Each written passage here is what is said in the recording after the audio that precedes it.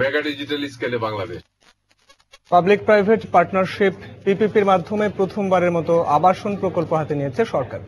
প্রাথমিকভাবে রাজধানীর কালশী এলাকায় 5 একর জমির উপর নিম্ন ও মধ্যম আয়ের মানুষের জন্য আবাসন ভবন গড়ে তোলা হবে। গৃহায়ন ও গণপূর্ত মন্ত্রী জানিয়েছেন, সব প্রক্রিয়া শেষে এই বছরই প্রকল্পের কাজ শুরু করা হবে। আর নতুন এই প্রকল্প বাস্তবায়ন হলে আবাসন শিল্পে নতুন মাত্রা যোগ হবে বলে মনে করছেন ব্যবসায়ীরা। আরো জানাচ্ছেন সানবির রূপল। 2 কোটি মানুষের ঢাকা শহরের বিস্তৃতি বাড়ছে প্রতিনিয়ত। মানুষের ঠাসা এই শহরে প্রতিদিনই তৈরি হচ্ছে ঘরবাড়ি, তবু সংকট কাটছে না আবাসনের। প্লট কিংবা ফ্ল্যাটের আকাশচুম্বী দামের কারণে অধরাই রয়ে যায় স্বপ্নের ঠিকানা। তবে এসব বিবেচনায় কালশীতে 5 একর জমির ওপর প্রথমবারের মতো আবাসন প্রকল্প বাস্তবায়ন করতে যাচ্ছে সরকার। সরকারের এই জমিতে আধুনিক সুবিধা রেখে পরিকল্পিতভাবে 10টি ভবনে মাঝারি আকারের ফ্ল্যাট নির্মাণ করবেন বেসরকারি আবাসন ব্যবসায়ীরা। এর মধ্যে দরপত্র নকশা যাচাই বাছাই করে 5টি প্রতিষ্ঠানকে নির্বাচন করা হয়েছে। বসবাসও থাকবে, সেখানে বাজারঘাটও থাকবে, সেই কম্বাইন্ড একটা চিন্তাধারা করেই এই নকশা টকশাগুলো করা হয়েছে। আবাসন খাতে এই ধারা নতুন মাত্রা যোগ করবে বলে মনে করে রিহাব।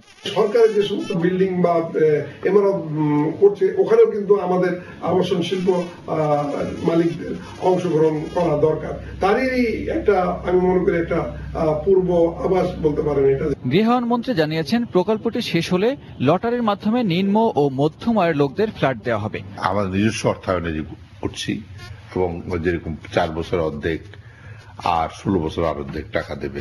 এটা সহজ। যখনই টেন্ডার তারা পাবে তাদের ওয়ার্ক অর্ডার দিয়ে যাবো আমরা এবং কাজ শুরু হয়ে যাবে। Within 3 months time we can give order.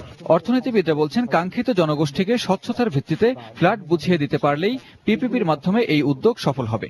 কি মূল্যে ফাইনালি এই অ্যাপার্টমেন্টগুলো বিক্রি হবে সেটি শুরুতেই ঠিক করা, কখন বিক্রি হবে সেটি পরিষ্কার করা, তাহলে সেটিও কিন্তু নিশ্চিত করতে পারবে যে একটি নির্দিষ্ট দামে এগুলো এই অ্যাপার্টমেন্টগুলো ভোক্তাদের কাছে পৌঁছানো। ঢাকা শহরের 2/3 বেশি মানুষের নেই নিজস্ব আবাসন ব্যবস্থা। আবাসন সংকট নিরসনে পিপিপির মাধ্যমে এই কালশী এলাকায় সরকার যে আবাসন প্রকল্পটি হাতে নিয়েছে সেটি পুরোপুরি বাস্তবায়ন করা গেলেও হয়তো রাজধানীবাসীর আবাসন সংকট নিরসন সম্ভব নয়।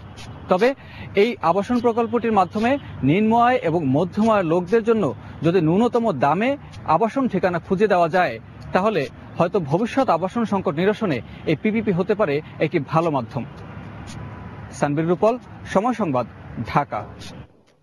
দেখছেন দুপুরের সময়। দুরন্ত বাইসাইকেল, উড়ে চলো দুরন্ত গতিতে।